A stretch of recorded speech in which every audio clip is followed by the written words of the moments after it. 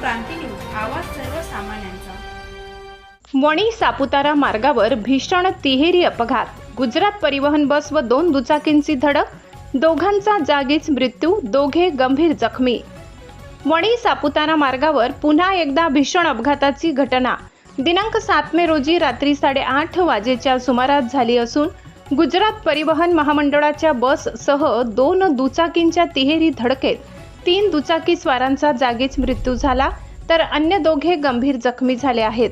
या दुर्घटनेमुळे परिसरात हळहळ व्यक्त होत असून या मार्गावरील वाढत्या अपघाताबाबत नागरिकांकडून चिंता व्यक्त केली जात आहे।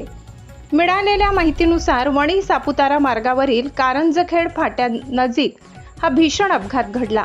शिर्डीहून गुजरातमधील हिम्मतनगरकडे जाणारी गुजरात डेपोची बस क्रमांक GJ18ZT 3238 आणि दुचाकी क्रमांक MH15 ED 5977 तसेच MH15 EV 3651 यांच्यात तिहेरी धडक झाली। धडक इतकी भीषण होती की दोन्ही दुचाकी बसच्या खाली जाऊन अडकल्या। या अपघातात हरी यशवंत धुडे वय 27 राहणार अहमद गव्हाण तालुका सुरगाणा व चेतन लक्ष्मण अहिरे वय 17 राहणार घडवड तालुका देवडा यांचा जागीच मृत्यू झाला, तर चेतन अंबादास राऊत वय 20 व गीताबाई मोहन गायकवाड वय 55 दोन्ही राहणार करंजखेड हे गंभीर जखमी झाले असून त्यांच्यावर उपचार सुरू आहेत। घटनेनंतर परिसरातील नागरिकांनी तातडीने मदत कार्य सुरू केले।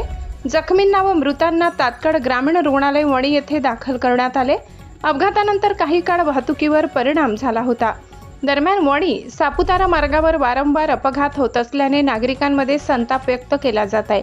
विशेषतः कारंजखेड फाटा परिसर अपघात प्रवण बनत चालला असून सुरक्षिततेच्या दृष्टीने उपाययोजना करण्याची मागणी होत आहे।